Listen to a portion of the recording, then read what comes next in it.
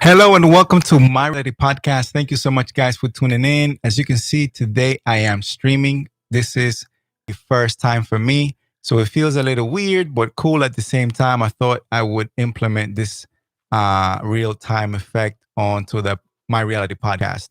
As you all know, I like cycling, and it just so happens that this topic came out of a ride that I did last week.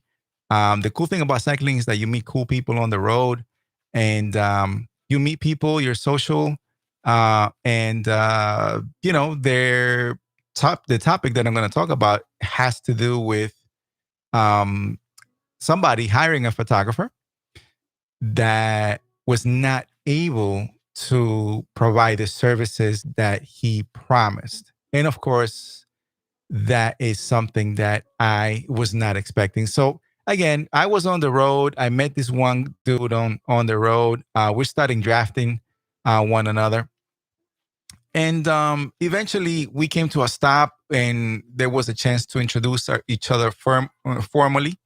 He asked my name, I asked his, um, and eventually came that question, which is, "What do you do for a living?"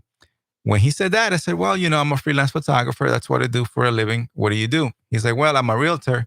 And I got to tell you something. I have really had bad experiences with these last photographers that I've hired." And I said, "Why? What happened?" And then he goes, "Well, I felt like I did not get my money's worth. And, it sucks because I had to use my cell phone in order to get what I wanted." And as soon as he said that, guys, I cringed. I had nothing to say, but just to kind of like at the moment digest what was going on and hear him out. Eventually, what ended up happening was he ended up asking a reimbursement for his money, and he did not like the pictures. He didn't use them. And I asked, "How did you book this last photographer?" And he said, "Well, I went to the site. I did like what I saw. And based on that, and the first impression was that the guy could do the job." I said, "Yeah, let me give him this gig." Eventually, when the photographer finished, he wasn't happy. He was not a happy camper, and this hurts, guys. And the reason why I bring this topic and to in this podcast is because as photographers, I believe that our business is shrinking as we speak. Number one is because the smartphone business is really hitting us hard. The cameras that they're are using nowadays are things that are just continuing to improve and are getting as close as possible to the quality of a professional camera, especially when it comes to outdoor photography. And better sensors and just better rendering. I mean, these things are photoshopping the image right there and then, and they're fooling people. And not because they're bad pictures or anything like that, but there's just so many things that are going on when somebody takes a picture with a mobile device that it's amazing. It's a composite on top of another composite, HDR rendering, you know color saturation and color correction. All these things are happening as soon as you take that picture with your phone. And a lot of people like to say, "Yeah, have a good camera," but no, it's more than a camera. It's the actual software, the algorithms, all these things that these mobile devices are able to hold that make it possible to take a picture well exposed. And honestly, um, it hurts to hear that there's another person out there that loses hope in a photographer. Now, with that said, oh man, there goes this thing. I gotta see if I can make another shovel here. By the way, this is Animal Crossing, guys, and I'm sorry, I probably forgot to say this. I'm doing two things at the same time. As you can see, I'm playing this game. It's a very relaxing game for me, and therefore, I I'm also having a good time telling you my story, which is basically photographers keeping it honest with their range and their scope of practice. You know what I mean? But anyway, so long story short, guys, I feel like This is a business that is shrinking. Yes, it's a peach. Hold on, hold on, hold on. Let me. No, no, no, no, no. What am I doing? This is live, guys. So I just want to pick this up. Thank you. Um, yeah. So it's a business that is shrinking as we speak. And we have to be careful, and we have to, cherish it and take care of the clients that we have.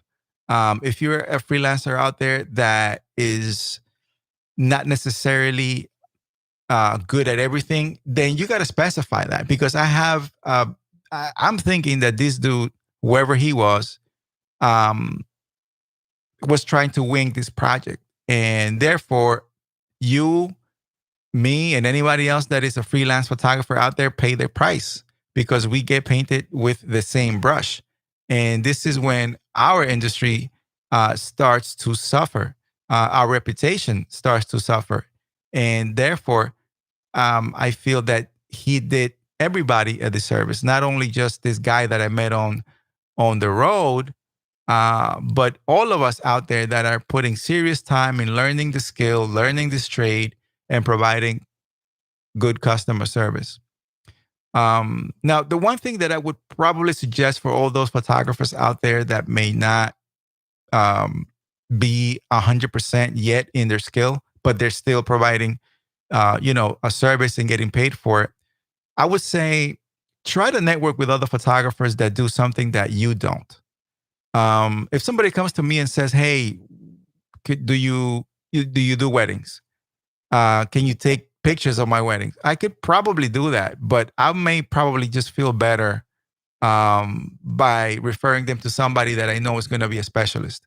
And what are we doing when we do that? One, you're not losing out on anything, guys. I mean, there's enough money out there. There are enough clients out there, I believe. What you're doing is basically you're becoming a resource for that person that initially contacted you. And you're not losing anything by referring somebody that you know will do a better job than you, either because they're just better at that, or maybe because you don't have the time.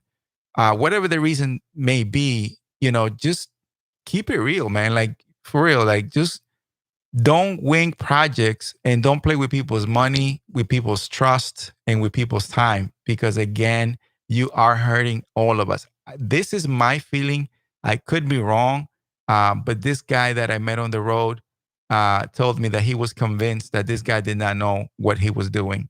And again, he did go to his site and he liked what he saw, and therefore he had the notion, he was under the notion that this guy was going to be able to deliver. Now, these shots were for real estate photography. They're inside of apartments and things like that in New York City, and you need proper lighting for that. You know what I mean? If you don't have lights, um, I don't know. I don't know how you're gonna take those, because it's very hard to always use natural lighting, especially in this New York City apartments where sometimes you don't have enough light. You're under the, if you're thinking that you're gonna wing something using the existing light that is there, man, you're in bad shape. You really are in bad shape, because I feel that for something like that, you had to use probably like artificial lighting and make sure that you bounce it off all the walls, the roof, and things like that, and try to make diffusers out of the entire wall so that you can lighten things up, make it look more professional. You know what I'm saying? Make it pop a little bit.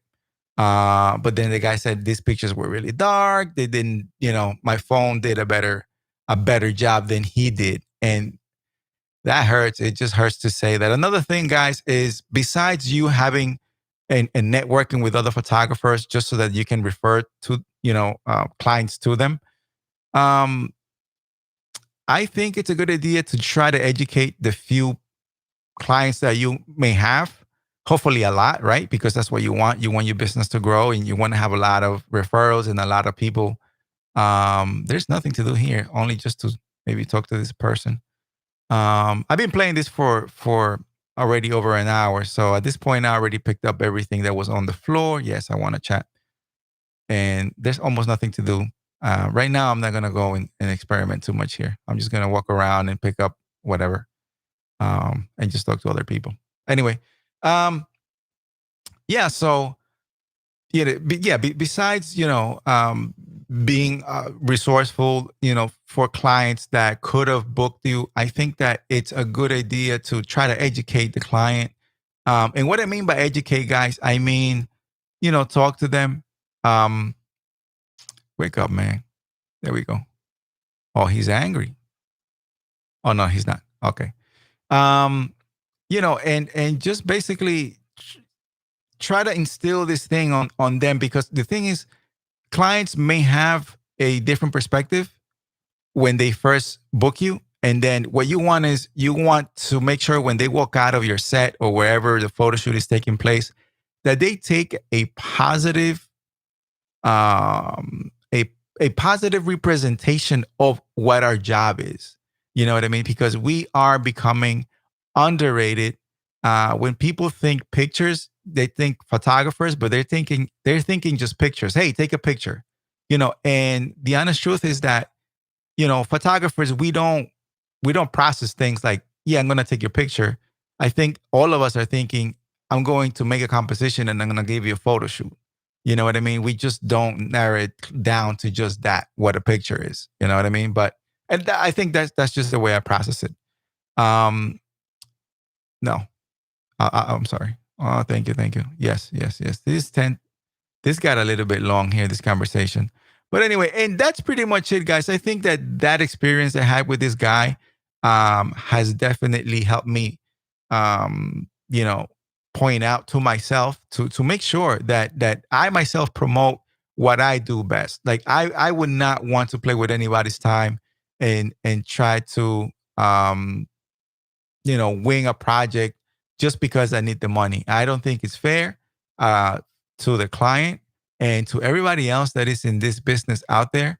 It's not fair, because I think that we could all very well share the wealth, and just perhaps do the right thing.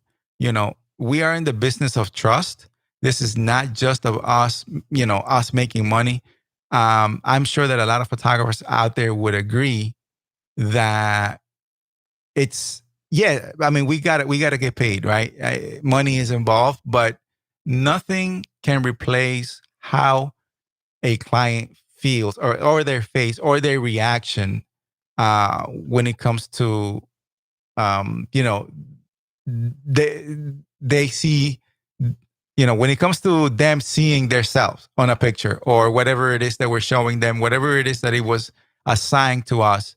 I mean, that is an amazing feeling, because we just basically help somebody, you know, um, achieve their goal. At least that's what it feels to me. I feel like it's just an amazing feeling. And I'm not even thinking about the money. I'm thinking about their expression, how they feel, their body language, all those things I'm looking at. And that is what to me pays dividends. You know what I mean? Why did I drop this? Pick that up, sir. Thank you. And let's go out. I'm almost done here. And that's basically it, guys. I didn't want to make this too long. I just, again, I felt a little bit embarrassed about that, even though it wasn't me, but it was meant for my ears. And also, it just made me rethink again. I mean, um, we definitely got to be more careful. We got to take care of this industry. Like I said, it is shrinking as we speak. um and let's do it right. If you don't know how to shoot something, if it's out of your scope, if you don't have enough knowledge, um pass it over, pass it on, and I'm sure that person will have you in their list of things as well. And even if that's not the case, guys, you know what, I just pay it forward. If you cannot handle something, or if you're not too sure, do the right thing. Be honest with yourself. Be honest with the client. Photography is not easy. I know that it looks like that, but it's not. And this also can be applied to anybody else that is a freelancer out there. It doesn't matter. You could be a makeup artist, for all that I know. And I'm sure that if you have your forte of doing bridals and neutral looks, you're not just gonna go with makeup effects and prosthetics and things like that. Like if you try to wing something like that, you will probably most likely be in trouble. But anyway, guys, that's kind of like it There's nothing else for me to do in this game anymore. Everything is clean. That's kind of like what I wanted to come in and do. But also at the same time, while I did that, I wanted to stream this live, and it feels good. It feels cool to be able to address people live, even though maybe I'm not getting that many views as we speak. This was literally unplanned. I just decided to set everything up that I had, play this game, and just relax and recall that conversation that I hope can shed some light to anybody else that is listening out there. Photographers, we are stereotypically handled like, oh, that's a photographer. They should know how to do it. No, we don't know it all. Trust me. We have our weaknesses and we have the things that we do best. And most likely those are the ones that we should be promoting out there. Even though we may have knowledge on how to do something, every genre of photography has its tricks. And just because your title is a photographer doesn't mean that you're a specialist at every single genre. That is not the case. And if there's somebody out there that does that, kudos to them. If they can shoot everything under the sun, hey, more power to you. But again, I know that I'm not one of those dudes. I'm always learning, even in my own niche. I'm still learning. I believe that I'm always going to be a child of the craft. I'm always trying to push the envelope forward, at least when it comes to what I can do. But again, always have somebody else in mind. If there's a project that you cannot fulfill, that you don't feel sure about, don't feel bad about, passing it on to somebody else.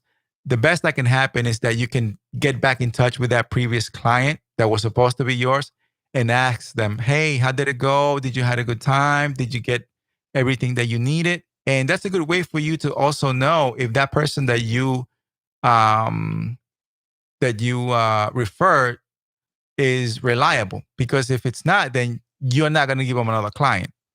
And then not only that, but then now you have this client that can always think of you as a resource, and they can probably hit you up again. And if you're smart and you oil that relationship from time to time, maybe an email or something like that, say hi.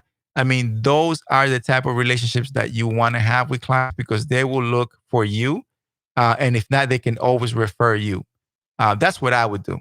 But I'm better off not shooting something that I don't know how to shoot than to look really bad, lose my reputation, which is embarrassing, and then hurting everybody because this one photographer basically made us, all of us at least, um, look bad. You know what I mean? And it's just another person that loses hope on professional photographers that really do their homework, do this seriously, and we are trying to earn a good dollar. But anyway, guys, thank you so much for listening. Thank you so much for looking at this game and look at me just walk around here. There's nothing for me to do right now, and I don't want to think anymore. I think it's late already anyway.